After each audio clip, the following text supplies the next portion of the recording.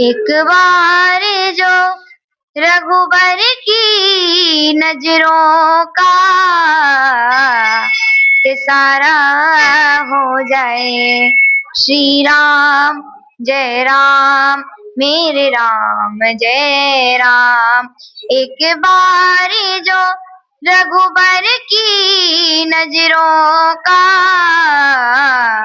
इशारा हो जाए, तेरी लगन में खो जाऊं, दुनिया से किनारा हो जाए। एक बारी जो रघुबर की नजरों का इशारा हो जाए। सच्चिदानंद रूपाय विश्वोत्पत्त्यादि हेतवे तापत्रय विनाशाय श्री कृष्णाय वयं नमः। नमस्कार भैया, पांचाल व्लॉग झांसी में आपका स्वागत है। हम आपको बता दें कि आज हमारी मौजूदगी है बाल व्यास कथावाचक श्यामा किशोरी लक्ष्मी जी के पास, जो कि कम उम्र है इनकी और कहीं ना कहीं कथा कर चुकी हैं। ये खाटू श्याम मंदिर झांसी करगवा जी में आज हम बैठे हुए हैं। और हम सबसे पहले तो नमस्ते दीदी, आपका बहुत बहुत नमस्कार। चैनल में आपका स्वागत है हमारे पांचाल व्लॉग झांसी में। सबसे पहले आपके सभी दर्शकों को मेरा प्रेम भरा जय श्री कृष्णा, राधे राधे। मेरा नाम श्यामा किशोरी लक्ष्मी है और मैं खाटू श्याम मंदिर के पास में रहती हूँ और मैं अभी बाल व्यास कथा वाचक हूँ। मैं राम कथा, श्रीमद् भागवत कथा और शिव महापुराण का वाचन करती हूँ। देखिए, कहीं ना कहीं छोटी उम्र है अभी। दीदी आपकी कितनी उम्र होगी? अभी 12 साल। देखिए, 12 साल में हमारे बुंदेलखंड झांसी से कहा जाता है कि कुछ अच्छा दिखाने के प्रयास करते हैं पांचाल ब्लॉग झांसी, और आज अच्छा लेके आ रहे हैं आपके लिए। दीदी जो है 12 साल की उम्र में ही देखिए भागवत कथा, राम कथा और शिव पुराण भी कर लेती हैं दीदी। तो हम दीदी से सबसे पहले तो जानेंगे, दीदी क्या आप कहाँ पे कहाँ कहाँ से सीखा है ये सब? देखिए, कहते हैं ना कि जिस पर भगवान की कृपा होती है ना, तो उसे कहीं जाने की आवश्यकता नहीं पड़ती है। कहते हैं कि भगवान की कृपा होने पर गूंगा भी प्रवचन करने लगता है और भगवान की कृपा होने पर लंगड़ा भी पर्वत लांग जाता है। ऐसे ही हमारे ऊपर भी भगवान की कृपा है और हम कथा कर रहे हैं और सभी को उपदेश दे रहे हैं। तो दीदी कहाँ से आपने सीखा ये? कहाँ से, मतलब किस जगह से आपने, कहाँ पे सीखा था ये? सबसे पहले खाटू श्याम जी के मंदिर पर कीर्तन हुआ करता था, तो मुझको भी लगता था कि मैं भी ऐसे गाऊंगी, सभी को प्रेरणा दूंगी और सभी आनंद मग्न होंगे। मुझको भी लगता था कि मैं भी गाऊंगी। जब मैंने भजन सीखे और गाना प्रारंभ किया, तो हमारे जो मंदिर वाले पुजारी जी हैं, उनको मेरे भजन बहुत अच्छे लगे और वो जहां भी जाते थे मुझको साथ में ले जाते थे। फिर मैंने कीर्तन करना प्रारंभ किया और उसके पश्चात हमारे झांसी में सुमन सरकार जी हैं, वो व्यास जी कथा करने आई और जब वो कथा करने आई तो मुझको लगा कि मैं भी इनकी तरह कथा करूंगी। और जैसे ही मैं कथा सुनने को आई तो जितनी उनने कथा करी मुझको वो पूरी याद हो गई। अब मैंने कहा दीदी मैं भी थोड़ा बोलूंगी, तो सुमन दीदी जी बोली कि ऐसा करो कि मुझसे पहले आ जाया करो और कथा के समय के पहले थोड़ा कुछ बोल दिया करो। अब जैसे ही दीदी आने वाली होती उसके पहले मैं आती और कुछ बोलती। ऐसे ऐसे धीरे धीरे गुरुओं का संग मिला, सत्संग मिला और धीरे धीरे करते करते आज कथा का वाचन करती हूँ। तो आपने अभी पहली कथा कहाँ पे की है? पहली कथा हमारी नरगढ़ में हुई थी, जो कि कोट के आगे है, दतिया के पास में पड़ता है जी। तो यहाँ अपन मौजूद हैं खाटू श्याम मंदिर। यहाँ पर भी हमने अभी पोस्टर देखा है कि यहाँ पर भी आपने कथा की है। तो यहाँ पे भी झांसी में कहीं ना कहीं चर्चाओं में हैं आप कि छोटी सी उम्र है आपकी 12 साल, और आप इतने छोटी सी उम्र में कहीं ना कहीं बहुत ज्ञान है आपके पास। एक आध कोई मधुर भजन सुना दीजिए हमारे दर्शकों को। एक बार जो रघुबर की नजरों का इशारा हो जाए, श्री राम जय राम मेरे राम जय राम। एक बारी जो रघुबर की नजरों का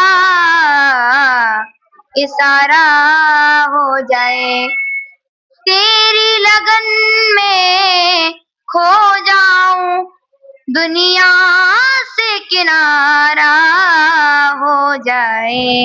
एक बारी जो रघुबर की नजरों का इशारा हो जाए। क्या बात है। देखिए इतनी मधुर आवाज थी इस भजन में, जो कि पवन तिवारी जी का भजन है ये, तो उन्होंने बहुत अच्छा गाया। उससे अच्छा मैं आपके मुंह से लगा और इतना हम भी एकदम मगन हो गए इस भजन में। तो दीदी आप बहुत ही अच्छा ज्ञान है आपको, और कहीं ना कहीं आप तो वैसी कथावाचक हो, तो फिर हम क्या कहें आप। और दीदी कोई एक आध मंत्र सुना दीजिए, कोई शंकर भगवान का या किसी भी भगवान का, कोई हमारे दर्शक हैं जो आपके मुंह से सुन ले थोड़ा अगर मन।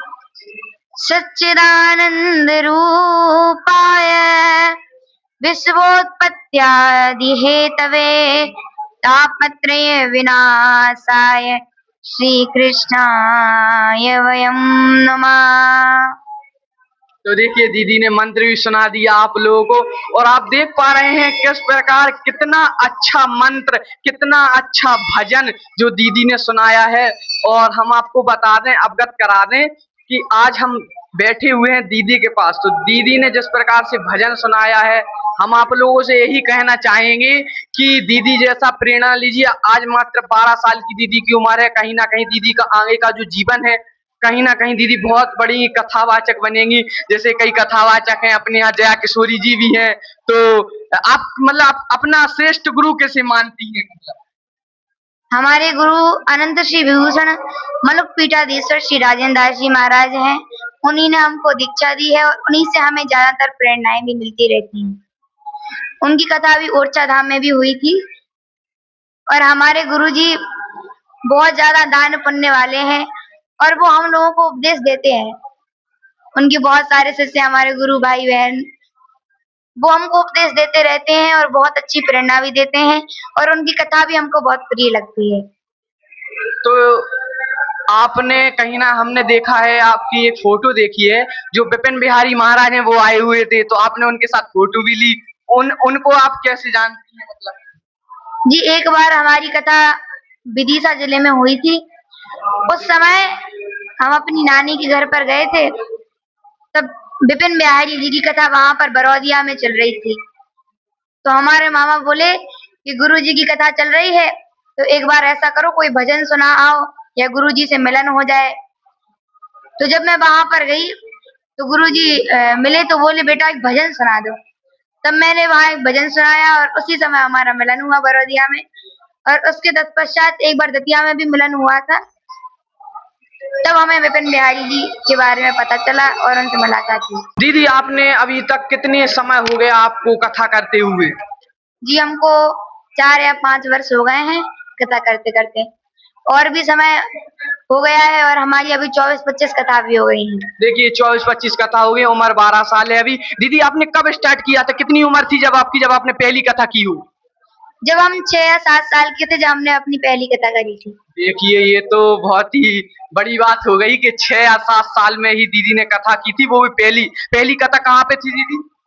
हमारी पहली कथा नरगढ़ में हुई थी, दतिया के पास में है ना। दतिया के पास नरगढ़ है, वहां पे दीदी की पहली कथा हुई थी। दीदी 6 साल में ही दीदी ने कथा, आजकल इतना किसी के पास कॉन्फिडेंस नहीं रहता कि आदमी हर प्रकार का माइक से बोल नहीं सकता, जिस दीदी ने 6 साल में इतनी अच्छी कथा करके बताई हो दतिया के नरगढ़ में। और दीदी अभी तक कितनी कथाएं कर दी आप?